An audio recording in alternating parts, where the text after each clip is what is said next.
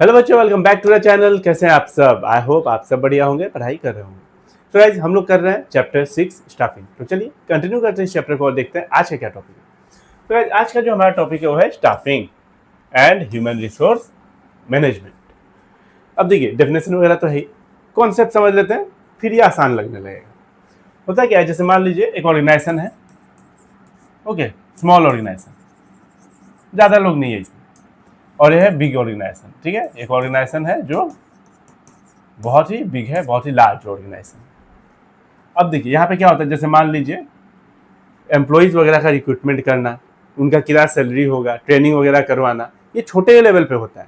Okay, क्योंकि organisation छोटा है तो यहाँ का जो एक मैनेजर होता है, जैसे ये मान लो एक मैनेजर है, ओके, ये मैनेजर है, इसको बॉस ने बोला है, कि ये आप देखना। ओके, इसको एक अपॉइंट कर दिया है कि आपको देखना है कि कितने लोग चाहिए, कौन से डिपार्टमेंट में कितने लोग चाहिए, 2-4 लोग, 10 लोग, 20 लोग, जो भी चाहिए आप देख लेना। उनका ट्रेनिंग वगैरह करवाना, आई कार्ड वगैरह दिलाना, टाइमिंग वाइमिंग बताना। ओके, मतलब जैसे मान लीजिए कोई नया एम्प्लॉय आया तो दूसरे एम्प्लॉय लोगों से ओरिएंटेशन वगैरह, ओरिएंटेशन मीन्स आप समझ लो उनका परिचय वगैरह करवाना ताकि घुल मिल जाए।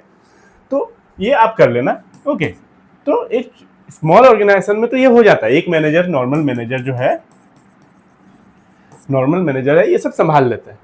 लेकिन जब एक ऑर्गेनाइजेशन बहुत ही बड़ा हो जाता है, okay, large number of employees आने लगते हैं, एक दिन में मान लो 100 रिक्रूटमेंट हो रहे हैं, ओके, बहुत बड़े लेवल पे काम चलता है, फैक्ट्री है वगैरह है, ओके, तो उसके लिए क्या होता है, एक डिपार्टमेंट क्रिएट कर दिया जाता है,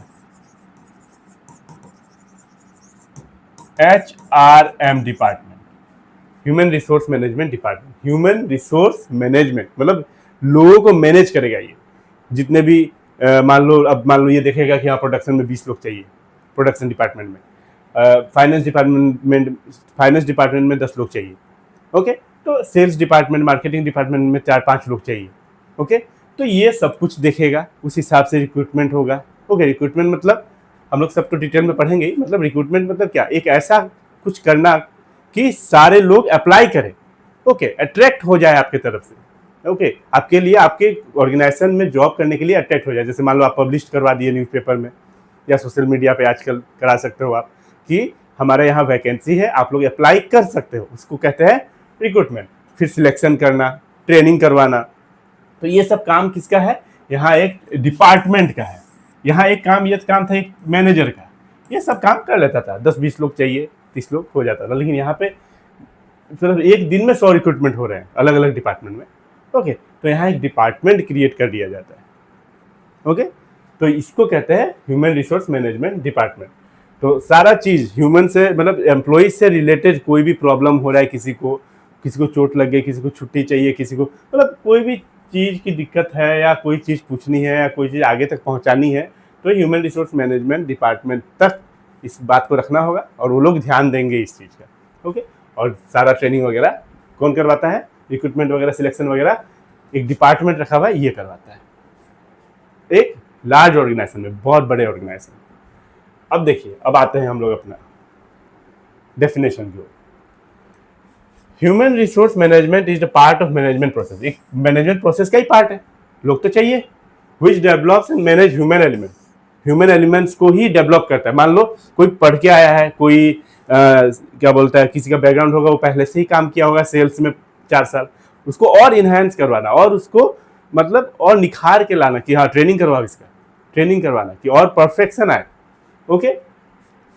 तो manage human element of the enterprise considering their knowledge वगैरह, नॉलेज कितना है, स्किल वगैरह, क्रिएटिविटी, ये सब पे काम करवाना, उन लोग का talent, potential for contributing towards the organisational goal, ताकि वो लोग इस चीज़ को इन्हांस कर पाए और ट्रेनिंग वगैरह से और उनका स्किल निखर के आए, ओके, और क्रिएटिविटी बने, टैलेंट उनका जो है और अच्छे से हो, ओके, सब कुछ ध्यान देना, ताकि जब वो ऑर्गेनाइजेशन में काम करना स्टार्ट करे तो ऑर्गेनाइजेशन का गोल अचीव कर सके, जो भी काम है परफेक्ट करे। HRM involve determining the organisations needs of human resources, ये पहले देखता है HRM कि कितने लोग चाहिए, उस हिसाब से ये रिक्रूटमेंट करता है। रिक्रूटमेंट मतलब मैंने अभी समझाया, ओके, कि अट्रैक्ट करना लोगों को, कि कैसे वो लोग, कैसे जो आपका जो कुछ कैंडिडेट अप्लाई करे आपके जॉब पे, है कि नहीं। अब मान लो 10 लोग चाहिए, है कि नहीं, तो 100 लोग तो अप्लाई करेंगे, तभी तो आप 10 बेस्ट चुन पाओगे उसमें, तो उसी को रिक्रूटमेंट कहते हैं। उसके बाद सिलेक्ट करेंगे हम लोग, selecting the best employ, okay. फिर ट्रेनिंग कर देंगे उनको, डेवलपिंग ट्रेनिंग होगा, डेवलप होगा उनका जो भी स्किल वगैरह है, जो सीख क्या है और डेवलप करवाएंगे उसको, ओके। सैलरी वगैरह देंगे, अगर मान लो अच्छे से काम करेंगे तो उसका रिवॉर्ड भी मिलेगा, ओके, बोनस वगैरह। तो ये सारा काम किसका है? HRM डिपार्टमेंट का है, ओके, बहुत ही आसान। आगे देखिए, in small scale organisation these functions are carried by every manager. एक छोटे ऑर्गेनाइजेशन में एक मैनेजर भी संभाल लेता है, 1-2 मैनेजर मिलकर संभाल लेते हैं इस काम को, 1-2 लोग। लेकिन एक बड़े ऑर्गेनाइजेशन में एक डिपार्टमेंट ही क्रिएट कर दिया जाता है जिसमें 100 लोग पहले से ही है, इसी काम को देखने के लिए है कि कितने लोग चाहिए कौन से डिपार्टमेंट में, ओके। उनको जब वो चाहिए तो फिर रिक्रूटमेंट का प्रोसेस करेंगे, सिलेक्शन करेंगे, ट्रेनिंग, डेवलपमेंट, ओरिएंटेशन वगैरह सब कुछ, okay. But in large scale organisation there is a need to create separate department. एक अलग डिपार्टमेंट होता है जिसे हम कहते हैं human resource management department, human resource management department. क्या काम है इनका? अभी तो मैंने सारा काम ही बताया, देख लो एक बार फिर से, लिखा हुआ है, क्या पता आ जाए।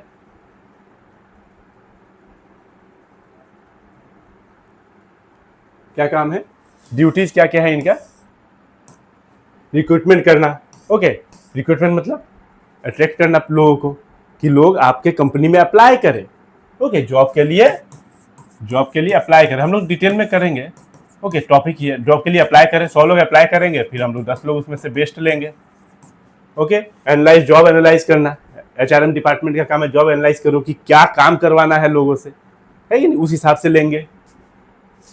सिलेक्शन करना, फिर सिलेक्ट करेंगे 100 में से 10 बेस्ट, उनका डेवलपमेंट करवाया जाएगा, कंपेंसेशन वगैरह दिया जाएगा, सैलरी दोगे, ओके। रेम्यूनरेशन देना होगा, अच्छा काम करेंगे तो एक्स्ट्रा पे भी करना होगा, इंसेंटिव वगैरह देना होगा, प्लेसमेंट करवाएंगे कि हाँ सही जगह पे सही इंसान को बैठाना, ओरिएंटेशन, जान पहचान करवाना, फेमिलियर करवाना।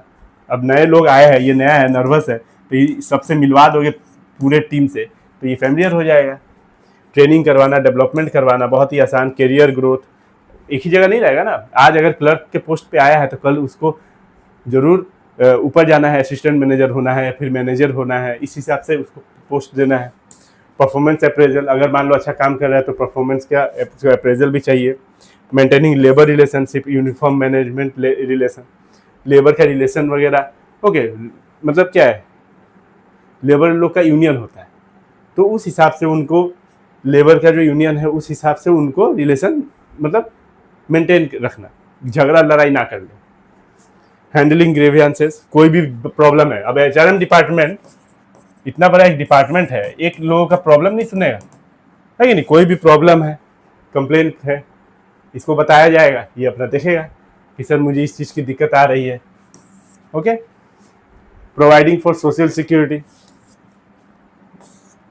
एम्प्लॉयज़ का भी ध्यान देना, काम करते करते पता चला छत से ऊपर से नीचे गिर गया, एक हाथ टूट गया, ये सब नहीं होना चाहिए, ओके। इलेक्ट्रीशियन का काम है या फिर कोई चीज़ का काम है, वो प्रॉपर सेफ्टी के साथ, तो ये सब ध्यान कौन देगा? एक डिपार्टमेंट क्रिएट किया गया है, वही ध्यान देगा, ओके।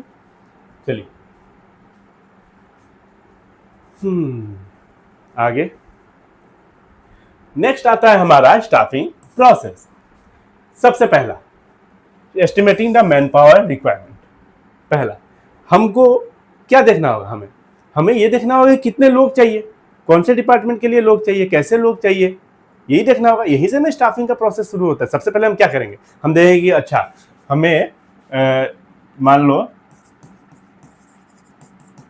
प्रोडक्शन डिपार्टमेंट के लिए 7 लोग चाहिए, सेल्स डिपार्टमेंट के लिए 12 लोग चाहिए, तो इस हिसाब से हम पहले पता लगाएंगे, ओके। उसके बाद हम क्या करेंगे, एक मतलब मान लो जो भी हमारा न्यूज़पेपर वगैरह हो गया, सोशल मीडिया हो गए, ओके, उनको बोलेंगे कि वो क्या बोलते हैं, पब्लिश कर दो कि हमारे यहाँ पे जॉब वैकेंसी है, लोग अप्लाई करेंगे।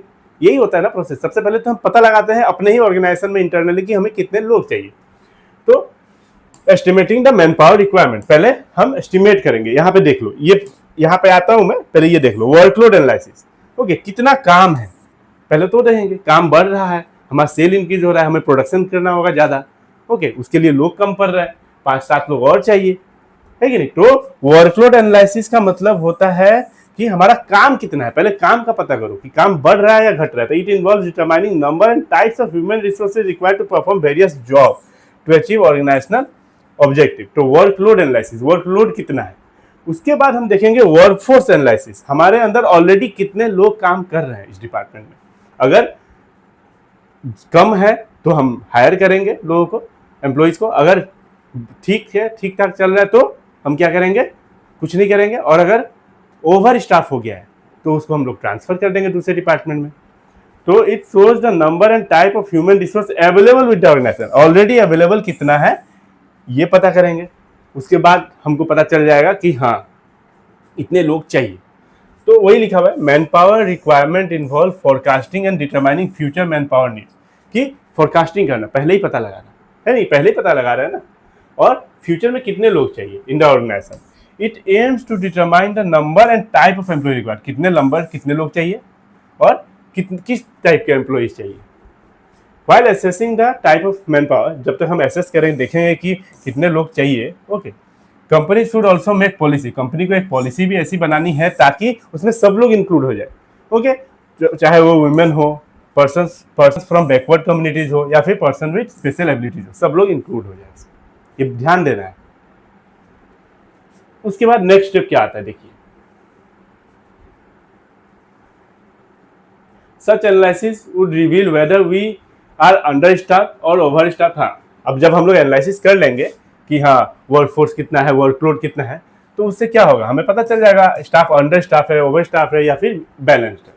The aim is to have right number and right kind of people. हमें क्या चाहिए, सही जगह पे सही लोग सही समय पे चाहिए ताकि वो ऑर्गेनाइजेशन के गोल को अचीव कर सकें। तो यही लिखा हुआ है। फिर क्या करेंगे, फिर करेंगे रिक्रूटमेंट। रिक्रूटमेंट का मतलब, आओ हमारे यहाँ वैकेंसी है, अप्लाई करो। उसके लिए हम मान लो और सोशल मीडिया पे दे दिए आजकल, ओके, न्यूज़पेपर पे, मैगजीन पे, ओके। तो ये सब हम लोग क्या करेंगे, रिक्रूटमेंट करेंगे। तो उसे कहते हैं रिक्रूटमेंट, ओके। रिक्रूटमेंट का मतलब क्या हो गया, हम अट्रैक्ट करेंगे अपने तरफ कि आओ अप्लाई करो जॉब के लिए। अब मान लो हमें चाहिए 10 लोग, तो 10 लोग ही आएंगे अप्लाई करेंगे तो नहीं चलेगा ना। 10 लोग के लिए कम से कम 100 लोग आएंगे, तो हम 10 बेस्ट लेंगे, ओके। तो इसी को कहते हैं रिक्रूटमेंट। ये क्या है, पॉजिटिव प्रोसेस है। कौन सा प्रोसेस है, पॉजिटिव प्रोसेस है। Recruitment refers to process of searching for prospective employees and encouraging them to apply for a job, okay. हम ढूंढेंगे और एनकरेज करेंगे कि अप्लाई करो आके हमारे ऑर्गेनाइजेशन में। The information generated in the process of writing the job description and the candidate profile may be used for developing the situation vacant advertisement. The advertisement may be displayed on the office gate, हाँ office gate पे लगा दिए। It may be got published, okay, newspaper पे publish करवा दिए, okay. तो ये सब बहुत हमारे पास रास्ता है ताकि लोगों को पता चल सके कि हमारे पास वैकेंसी है। तो यहाँ पे और क्या लिखा होता है, the information generated in the process of writing the job description and candidate profile में भी यूज। हाँ, तो हम इस तरीके से जॉब डिस्क्रिप्शन देंगे कि पता चल जाए लोगों को कि हाँ ये प्रोडक्शन डिपार्टमेंट में जॉब वैकेंसी आई है, अकाउंटेंट का जॉब आया है, उस हिसाब से। It is a positive process. क्या है ये, एक पॉजिटिव प्रोसेस है। यहाँ पे आई होगा, okay. Internal source give limited choice, हम इंटरनली भी रिक्रूट कर सकते हैं, ओके। जैसे मान लो किसी डिपार्टमेंट में 2 लोग जाता है, तो क्या हो सकता है, हम उसको ट्रांसफर कर सकते हैं दूसरे डिपार्टमेंट में, लेकिन ये लिमिटेड, एकदम लिमिटेड होगा। लेकिन जब हम एक्सटर्नल सोर्स लेंगे तो हमारे पास कोई भी आ सकता है कि नहीं, क्वालिफिकेशन के हिसाब से। अब हम रख देंगे कि मिनिमम ग्रेजुएशन होना पड़ेगा, ग्रेजुएट होना पड़ेगा, ओके। तो उस हिसाब से आएंगे लोग। आई होप आपको समझ में आ गया होगा, बहुत आसान है। सिलेक्शन, अब मान लो 100 लोगों ने अप्लाई किया, 100 लोगों ने अप्लाई कर लिया, हम लोगों ने अब हम लोगों को सिलेक्ट कितना करना है, 10 लोग चाहिए मान लो, एग्जाम्पल फॉर एग्जाम्पल। तो हम सिलेक्ट करेंगे, और ये क्या है, निगेटिव प्रोसेस है। अब यहाँ पे डर है, जो लोग आए हैं अपना इंटरव्यू वगैरह देने, उनको डर है कि क्या पता हम रिजेक्ट हो जाए, इसलिए इसको निगेटिव प्रोसेस बोला जाता है। Selection involve choosing the best person out of the pool of the prospective candidate. बहुत सारों में से हमें बेस्ट पर्सन सिलेक्ट करना है। Selection is done through process which involve steps like preliminary screening test वगैरह। तो सिलेक्शन करने का हर ऑर्गेनाइजेशन का अपना अपना तरीका है। टेस्ट लिया जाएगा, डेमो लिया जाएगा, ओके। हर ऑर्गेनाइजेशन का डिपेंड करता है किस सेक्टर में जॉब खाली है, ओके। तो उस हिसाब से ट्रेनिंग दिया जाएगा, ओके। तो सॉरी, ट्रेनिंग नहीं, पहले टेस्ट वगैरह होगा, उसके बाद इंटरव्यू होगा, उसके बाद डेमो होगा। तो ये सब प्रक्रिया चलती है। Applicants who cross all the hurdle, सारे एग्जामों को पार करते हुए जो पास करते हुए जाता है उसको हम लोग सिलेक्ट कर लेते हैं, okay. Objectives of selection, objective क्या है सिलेक्शन का, क्यों हम लोग सिलेक्शन कर रहे हैं, क्यों कर रहे हैं बताइए। To select the best among the available, सीधा बात है, 100 लोग आए हैं तो 10 बेस्ट को ही लेंगे हम लोग, okay. To enhance the self esteem and prestige of those selected and, हाँ, उनका इन्हेंसमेंट भी करना। 10 लोग आए हैं तो इन्हें ये भी बताना कि आपको सीरियसनेस के साथ रहना है, okay, and conveys to them the seriousness with which the things are done in the organization. क्योंकि आपने टेस्ट दिया, इंटरव्यू दिया, डेमो दिया, तब आप आए हो, बहुत मुश्किल से आप आए हो, आप इसको हल्के में मत लो, ओके। हल्के में नहीं लेने का, बहुत मुश्किल से आए हो, ओके। तो आप अपने आप को और अच्छा करो और अच्छा बनो ताकि हमारा ऑर्गेनाइजेशन का और आपका भी ग्रोथ हो। तो उन्हें ये एहसास दिला देना है कि आपको ये जॉब इतनी आसानी से नहीं मिली, ओके। बहुत मेहनत के साथ आए हो और आपका यहाँ पे ट्रेनिंग डेवलपमेंट तो होगा ही, अपना भी होगा, ऑर्गेनाइजेशन का भी आपको करना है। अब प्लेसमेंट एंड ओरिएंटेशन, अब मान लो सिलेक्शन हो गया, ओके। अब अपॉइंटमेंट लेटर इनको दे देना है। क्या अपॉइंटमेंट लेटर दे देना है कि ये लीजिए आपका अपॉइंटमेंट लेटर सर, आप सिलेक्ट हो चुके हो, ओके, आप कल से ज्वाइन कर सकते हो। उसे बोलते हैं प्लेसमेंट, ओके। जैसे आपको जैसे मान लो मार्केटिंग डिपार्टमेंट में एज ए मार्केटिंग जो भी आपका क्लर्क वगैरह या जो भी आप उसमें सिलेक्ट हुए हो और आप कल से ऑफिस ज्वाइन कर सकते हो। ओरिएंटेशन का मतलब होता है परिचय करवाना। अब मान लो नया नया बंदा आया है, वो नर्वस है, उनसे बताना कि ये लोग हैं, ये आपके सीनियर्स है, ये आपके जूनियर्स है, इनका नाम ये है, नाम वगैरह, ये आपका ऑफिस हो गया, उधर वॉशरूम है, यहाँ कैफेटेरिया है, ओके। तो हर चीज़ फेमिलियर करा देना ताकि वो मतलब घुल मिल जाए, अच्छे से काम करे, नर्वस ना रहे, ओके, बातचीत करे लोगों से, अकेला बैठा ना रहे। फिर क्या है, after selection candidate is assigned a suitable job. सही बात है, मैंने जो लिखा हुआ है वो बोल ही दिया, एक बार और देख भी लेते हैं। Placement refers to assigning specific job to a candidate. हाँ, जिस जॉब के लिए वो अप्लाई किया था उसको स्पेसिफिक वो जॉब दे देना, ओके। अपॉइंटमेंट लेटर दे देना, select for appointment. After placement employees need a introduction और ओरिएंटेशन। तो orientation refers to process of introducing new employee to the organisation.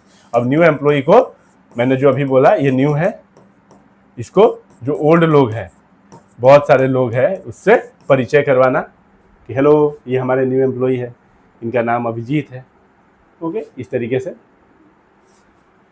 जो भी मैंने अभी बोला। चलिए आगे बढ़ते हैं। ट्रेनिंग एंड डेवलपमेंट, अब ट्रेनिंग करवाना है। अब जिस जॉब के लिए आया है उसके लिए कम से कम 1 हफ्ता का या 10 दिन का ट्रेनिंग होता है, ओके। भले ही वो किसी और कंपनी में 5 साल करके आया हो, लेकिन हर कंपनी का थोड़ा ना थोड़ा क्राइटेरिया वगैरह, नॉर्म्स वगैरह अलग होते ही है, थोड़ा ट्रेनिंग की जरूरत पड़ती है, ओके। ट्रेनिंग करवाना, डेवलपमेंट करवाना।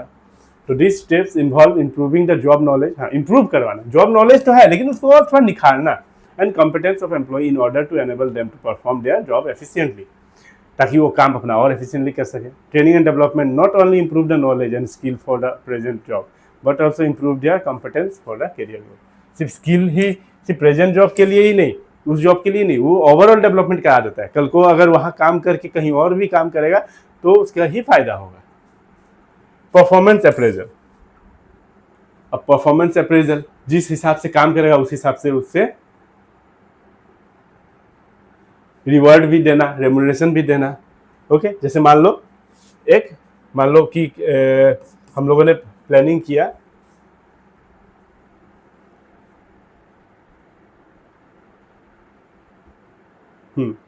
हम लोगों ने प्लानिंग किया, हम लोगों ने टारगेट लिया, हम लोगों ने टारगेट लिया कि हमको 100 यूनिट प्रोडक्शन करना है एक दिन में, इस बंदे को करना है, ओके। अब इसने 100 नहीं किया, 80 किया, तो हम क्या करेंगे, इसको और ट्रेनिंग वगैरह दिलाएंगे। ओके, थोड़ा सा से चूक गया और अच्छे से ट्रेनिंग दिलाएंगे, फिर ये कर पाएगा। ओके, तो जो स्टैंडर्ड हम सेट करते हैं इसी को क्या बोलते हैं, हम देखो हम जो उसको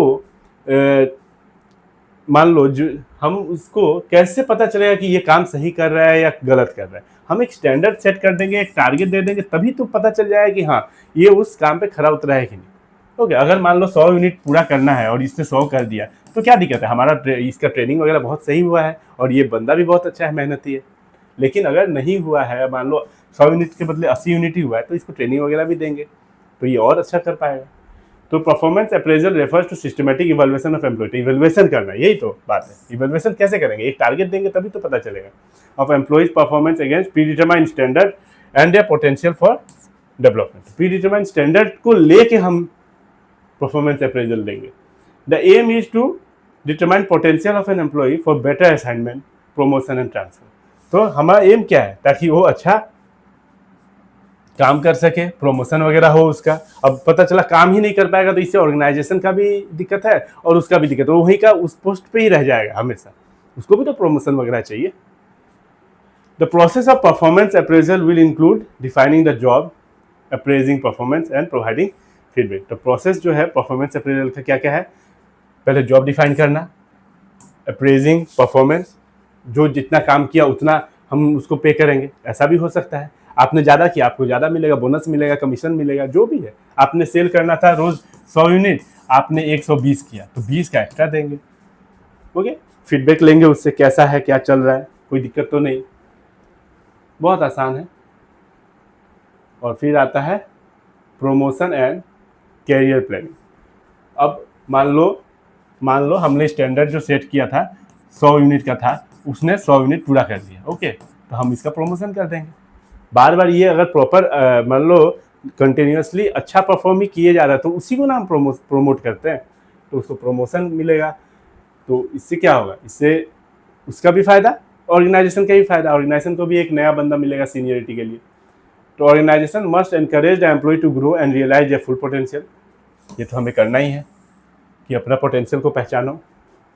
it become necessary for all organization to address career related issue and promotional avenue to serve employee long term interest. ताकि देखिए हमें ये देखना है, ध्यान देना है एम्प्लॉयज़ का भी कि वो लॉन्ग टर्म तक काम करता रहे। ओके, उसका मान लो ऐसा तो नहीं है कि वो थोड़े दिन के लिए काम करना है, उसका प्रमोशन वगैरह, उसका ट्रेनिंग वगैरह कराते रहें। हाँ, कोई भी कैरियर से रिलेटेड कोई भी इशू है वगैरह, उसको सब ध्यान देना है। ये सब काम किसका है, ये सब हम लोग जो पढ़ रहे हैं, ये सब क्या पढ़ रहे हैं, एचआरएम डिपार्टमेंट का ही तो पढ़ रहा है, ह्यूमन रिसोर्स मैनेजमेंट, ये उसी का तो काम है, उसी डिपार्टमेंट का। फिर promotion refers to the advancement of an employee in the management hierarchy. अब मैनेजमेंट का जो हायरार्की है, जैसे मान लो ये लोअर लेवल है, ये मिडिल लेवल है, ये टॉप लेवल है, नीचे वर्कर है।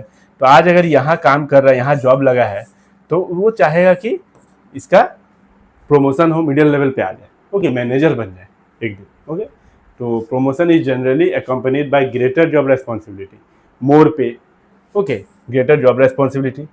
अब जैसे जैसे वो प्रमोशन जैसे जैसे होगा, इसका मतलब ये नहीं कि पैसा बहुत मिलेगा, उसका रेस्पॉन्सिबिलिटी भी बहुत बढ़ेगा। Okay, authority and responsibility equal हो जाएगा, ऑथोरिटी भी बढ़ेगी, रेस्पॉन्सिबिलिटी भी बढ़ेगी। सही बात है, तो पे भी ज़्यादा होगा, स्टेटस भी अच्छा मिलेगा, ग्रेटर प्रेस्टीज भी है। ओके, और रेस्पॉन्सिबिलिटी तो है ही, काम भी ज़्यादा करना होगा। तो ये एक क्या है, स्टेप्स है, बहुत ही आसान। आई होप आपको समझ में। अच्छा, और भी है।